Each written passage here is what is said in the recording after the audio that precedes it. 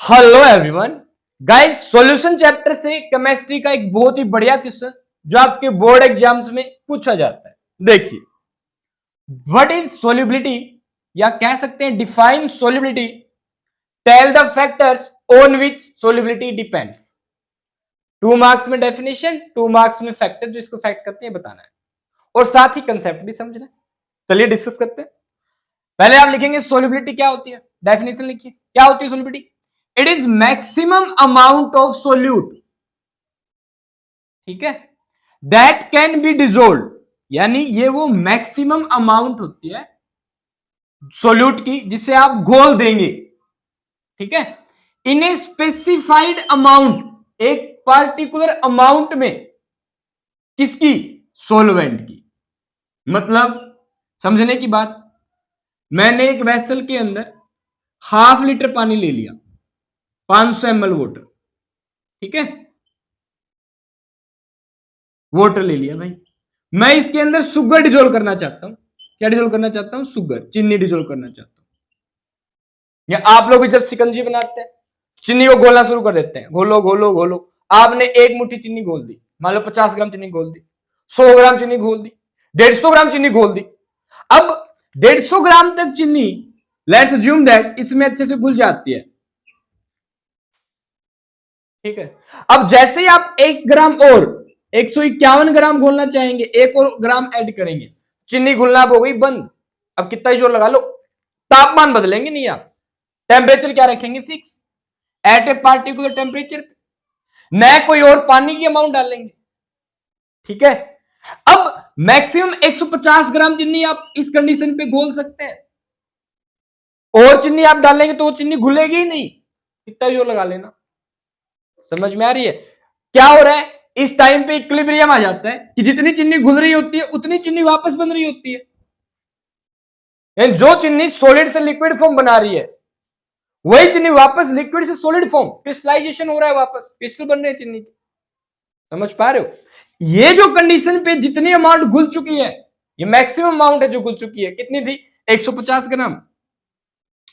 As example के तौर पर बता रहा हूं मैं आपको, क्योंकि कोई पार्टिकुलर प्रूविंग क्राइटेरिया नहीं है कितनी चीनी घुलती है, जस्ट समझाने के लिए, ठीक है, ऑथेंटिक डाटा नहीं है ये, ध्यान रखिएगा।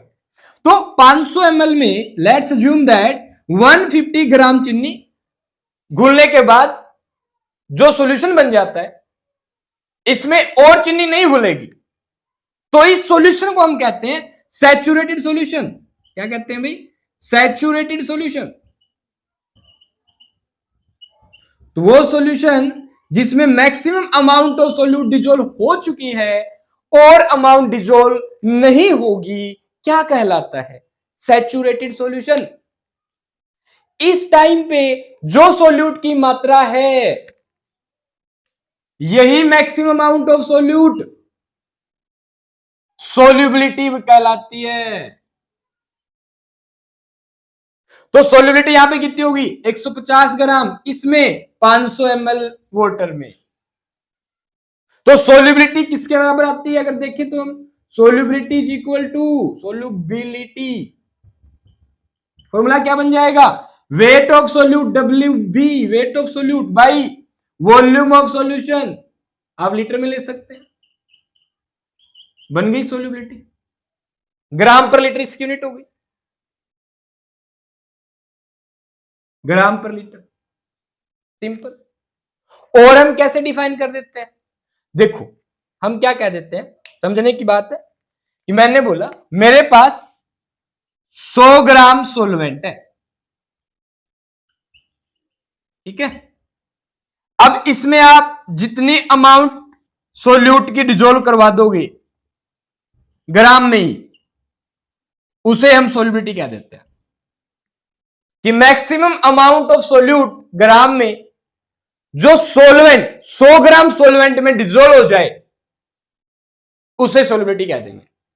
ये हमने अमाउंट को फिक्स कर दिया। तो आपको कई बार बुकों में मिलता है, तो आपको कंफ्यूज नहीं होना है। उन्होंने एक पार्टिकुलर क्राइटेरिया दे दिया कि 100 ग्राम सोलवेंट में दे दूं, अब कितनी चीनी आप घोल दो, 100 ग्राम मैंने पानी दे दिया, कितनी चीनी घोल दोगे, जितनी मैक्सिमम अमाउंट घोल दोगे, वही क्या है? सोल्युबिलिटी है। समझ रहे हो? अच्छा मैंने आपको दे दिया 200 ग्राम पानी दे दिया, कितने अमाउंट घोल दोगे मैक्सिमम, वो उसकी सोलिबिलिटी होगी। 500 ग्राम पानी दे दिया, घोल दो जितनी मैक्सिमम घोल सकते हो, वो क्या हो जाती है, सोलिबिलिटी। सिंपल शब्दों में ये सोलिबिलिटी की डेफिनेशन है। आप क्राइटेरिया आप लेना चाहें तो कुछ भी ले सकते हो, उस एक क्राइटेरिया से आप लोग डिफाइन कर सकते हो। बहुत बार कंफ्यूजन होता है सोलिबिलिटी को डिफाइन करने में, ठीक है? सिंपल, ये डेफिनेशन लिखिए, हो गया, कंफ्यूज नहीं होना है। ओके, आगे क्या क्या फैक्टर हैं जो इसको अफेक्ट करते हैं? पहला, nature of सोल्वेंट, yes, man factor है भाई। दूसरा, नेचर ऑफ सोल्यूट, हाँ सोल्यूट भी कैसा है। तीसरा, प्रेशर, चौथा टेम्परेचर, हो गया। अब छोटी छोटी बातें समझिए इनके बारे में। क्या नेचर ऑफ सोल्वेंट, ये क्या है भाई? हाँ, इसमें एक खास लाइन आती है कि लाइक डिजोल्व लाइक, जो जैसा है उसमें वैसी ही चीज घुलेगी, लाइक डिजोल्व लाइक। मतलब क्या है, देखो मैंने बोला पानी, वाटर, ठीक है, मैंने बोला बेंजीन, ठीक है, मैंने ये दो सॉल्वेंट ले लिए, एक वाटर ले लिया और एक बेंजीन ले लिया, ठीक है। अब मैंने क्या किया, मैं बोला मैं यहां लेके आया NaCl साल्ट, एक जगह लेके आया ग्लूकोज। अब जो वाटर है ये पोलर कंपाउंड है, क्या है, पोलर कंपाउंड, ठीक है। NaCl क्या है, ये भी पोलर कंपाउंड है, आयनिक कंपाउंड है बल्कि। ग्लूकोज क्या है, ऑर्गेनिक कंपाउंड है। बेंजीन भी क्या है, ऑर्गेनिक कंपाउंड है। अब NaCl पोलर में आसानी से घुल जाएगा, ठीक है, ग्लूकोज बेंजीन में आसानी से घुल जाएगा, बट NaCl बेंजीन में आसानी से घुलता नहीं है, ग्लूकोज वाटर में आसानी से घुलता नहीं है, इन कंपेयर टू अगर मैं NaCl बात करूं। अगर आप देखें तो NaCl नमक की सोलिबिलिटी ज्यादा होती है पानी में ग्लूकोज की बजाय। खुद देख लेना, आप लोग सेम अमाउंट ऑफ नमक ले लो और सेम अमाउंट क्या ले लो भाई, ग्लूकोज, दोनों घोड़ो, घुमा के देख लेना कौन जल्दी घुलता है। समझ रहे हो? मतलब लाइक डिजोल्व लाइक, जो जैसा है, जैसे नेचर का है, वो अपने जैसे नेचर वालों को पसंद करता है। समझ रहे हो? सिंपल। तो नेचर ऑफ सोलवेंट कैसी है, ऑर्गेनिक सोलवेंट है तो ऑर्गेनिक कंपाउंड इसमें जल्दी घुलेंगे, इनऑर्गेनिक नहीं घुलेंगे। और organic compound generally non polar होते हैं, तो नॉन पोलर में नॉन पोलर घुलेगा आसानी से, पोलर में पोलर घुलेगा आसानी से। ये होगी सोलवेंट की नेचर, ठीक है। सोल्यूट की नेचर क्या है भाई, ऐसे ही, पोलर पोलर में, नॉन पोलर में, हो गया। अच्छा, अब दूसरी स्टेट भी मैटर करती है। जैसे मैंने बोला सोल्यूट सॉलिड है और लिक्विड में घुल रहा है, सोलवेंट क्या है, लिक्विड। सोल्यूट गैस है, अगेन लिक्विड में घुल रहे हैं। इन्हीं पे आपके नियम बन जाते हैं फिर, सॉलिड का लिक्विड में घुलना और गैस का भी लिक्विड में घुलना, ठीक है। अब आपका हेनरी लॉ है, इसी चीज से लिंक्ड है, हेनरी लॉ, ठीक है। तो सोल्यूट की नेचर भी मायने रखती है। साथ में प्रेशर बहुत इफेक्ट रखता है भाई। अब कोई सोल्यूट सॉलिड है और वो घुल रहा है लिक्विड में, तो प्रेशर का कोई ज्यादा रोल नहीं होता। बट अगर कोई सोल्यूट गैस है और वो लिक्विड में घुल रहा है, सो लिक्विड सोल्यूट में घुल रहा है, तो वहां पे प्रेशर मैटर करता है, ध्यान रखिएगा। यहीं से निकला है आपका हेनरी लॉ, जो सोलिबिलिटी ऑफ ए गैस बताता है लिक्विड के अंदर, जो हम पढ़ेंगे चैनल पे, वीडियो आप देख सकते हैं। टेम्परेचर का इफेक्ट है भाई, पूरा बहुत रोल होता है टेम्परेचर का। जैसे आप टेम्परेचर बढ़ाते हैं, जैसे मैं बोलूं सॉलिड अगर सोल्यूट है तो सोलिबिलिटी बढ़ जाती है, पर गैस है तो उसकी सोलिबिलिटी कम हो जाती है। तो अलग अलग सोलवेंट सोल्यूट पे डिपेंड करता है टेम्परेचर का इफेक्ट। सोल्यूट की नेचर अलग अलग है तो उसके ऊपर टेम्परेचर का अलग अलग इफेक्ट रहेगा। समझ पा रहे हो? जैसे मैंने चीनी को पानी में घोल दिया, सैचुरेटेड सॉल्यूशन बन गया, अब मैं टेम्परेचर बढ़ा दूं, हम वो चीनी घोल सकते हैं।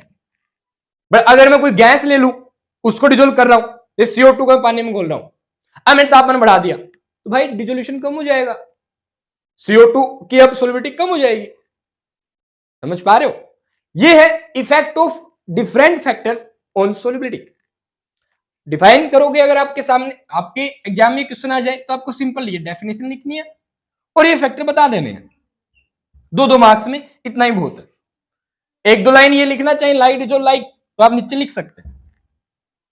कंपैरिजन भी बता सकते हैं कि NaCl की सोलिबिलिटी पानी में ज्यादा होगी इन कंपेयर टू ग्लूकोज पानी में। ठीक है, एक बात ये भी लिख सकते हैं। तो ये था भाई आपका एक बहुत ही बढ़िया क्वेश्चन जो आपके बोर्ड एग्जाम में पूछ लेते हैं। ठीक है, और हाँ मैथमेटिकली बता सकते हैं आप सोलिबिलिटी को ग्राम पर लीटर, सिंपल। ठीक है, अच्छे से पढ़िए। All the best.